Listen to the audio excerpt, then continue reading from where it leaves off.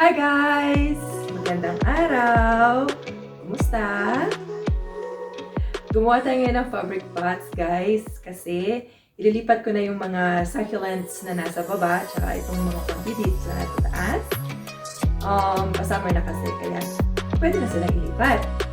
So ngayon, gumawa tayo ng mga fabric pots kasi matagal ko na itong iniisip eh. Gusto ko siyang i-try imbes na bumili. Sabi ko, bakit hindi natin subukan gumawa ng mga pots para sa kanila for indoors. So, eto na siya. Ito yung kinalabasan. Cute naman siya, di ba? Kung gusto niyo malaman, guys, kung paano natin ginawa to, panoorin niyo lang itong vlog na to. Salamat! First step, ipagdugtong mo lang to. Kaya natin siya ginawang dalawa guys kasi gusto kong maging makapal siya.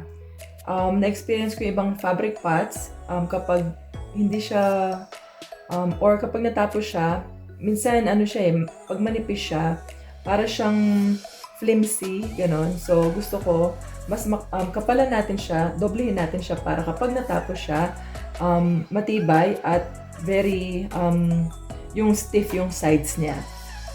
So, yun ang goal. So, kaya ito is pang doble lang naman. So, i-stitch natin siya together. Okay?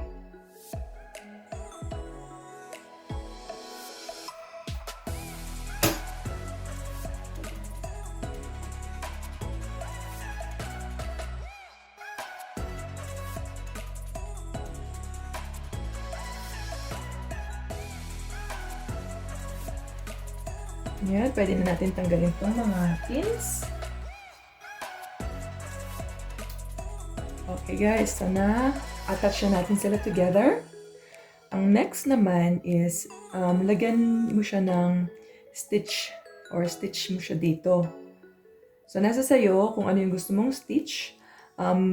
Gagawa na lang tayo ngayon ng basic, which is lagyan na lang natin sila ng straight lines dito. Or kung marunong ka namang gumawa ng quilting, ganon, yung mga design niya is mga swirls. Lagyan mo siya ng mga swirls dito. Nasa sayo lang guys kung ano yung gusto mong ilagay na stitch or design. Pero for now, we'll go for the basic, which is just straight lines.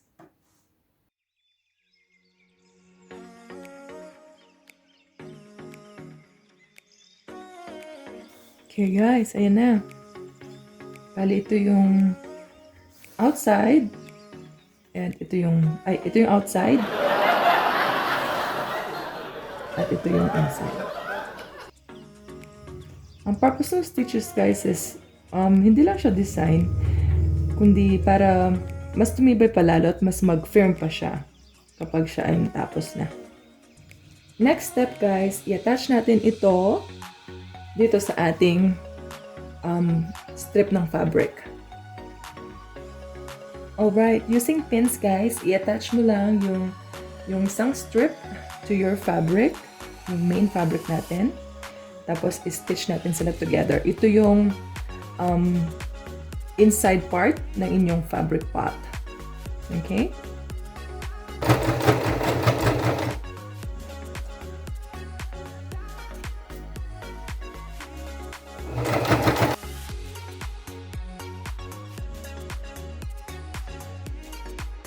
Alright guys, naka-stitch na siya. Ngayon, ibaliktad mo siya. And next step is ilagay na natin yung design niya dito. Bali, ito yung pinaka magiging top ng ating pot pag siya ay natapos. Ang ginagawa natin ngayon, ifo-fold natin yung strip ng fabric natin into half, into two. Tapos, make it straight lang. And then, using your pins, ipin mo sila in place. Alrighty, after nating pin into place yung ating strip, fabric strip, okay, next step is papalitan natin yung ating sinulid from black to pink. Okay, pink yung napiling sinulid guys kasi pink yung ating ribbon na available. So, kayo naman, nasa sa inyo kung anong gustong color ang gamitin yung ribbons. It's up to you. Ito nga pala guys, so ulit, ito yung ating outside part, ito yung inside part ng ating fabric pot, inside. So, ito ang ating outside ngayon. Lalagyan natin siya ng detailing. So, napalitan na natin yung ating sinulid ng pink. Tapos, papalitan mo rin yung setting ng iyong stitching accordingly. So, ito yung napili natin. Ngayon, ready na tayong manahi.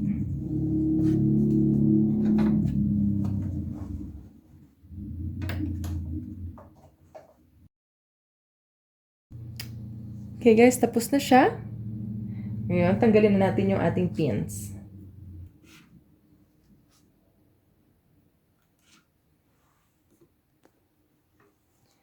Ngayong natapos na guys ang paglalagay ng details natin ng pink sa ating fabric pot. Ibalik natin ngayon yung black na sinulid. Tapos, ilagay na natin yung ating ribbons sa magkabilang dulo ng ating fabric.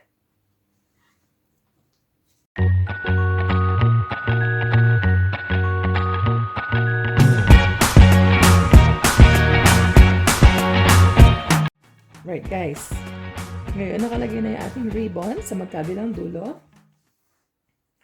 I-design mo lang yung kanyang dulo accordingly. Kung gusto mong dalawang patulis or something, it's up to you.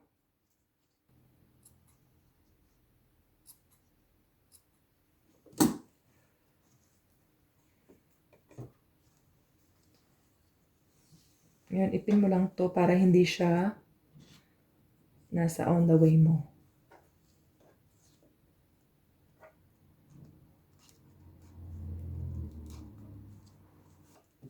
Yan, ganyan na muna siya guys for now. Okay? Ngayon, ang next step natin ay i-close na natin yung ating fabric pot. Alright? So, i-stitch mo lang siya. Dito. Ito yung edge. Tapos ito yung distance, diba? Ito yung allowance ng ating pot. So, stitch mo lang siya doon. At huwag mo kakalimutang ibalik yung setting ng iyong makina dun sa regular stitch.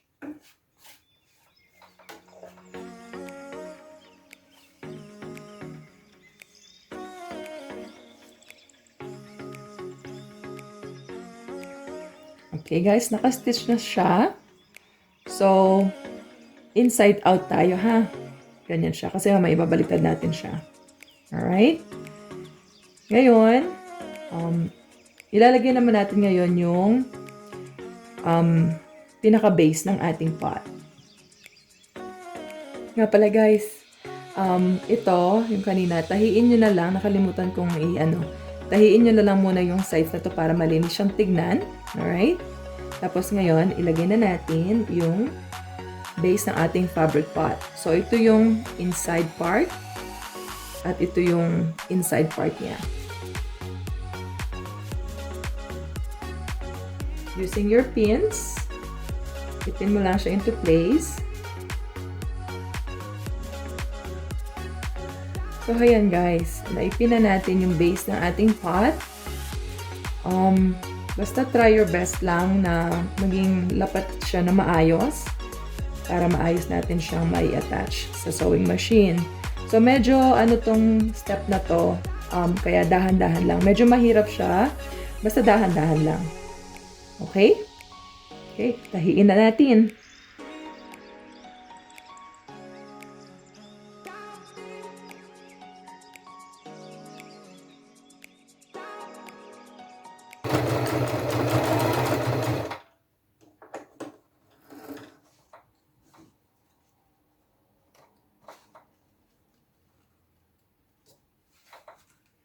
Alright, guys.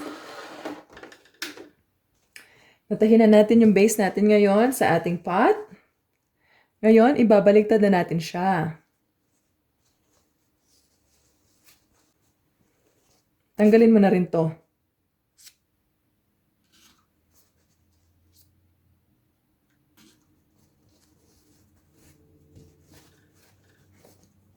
Okay, guys. Ngayon, malapit na siya matapos. The final step is my favorite step. Mag-ribbon na tayo.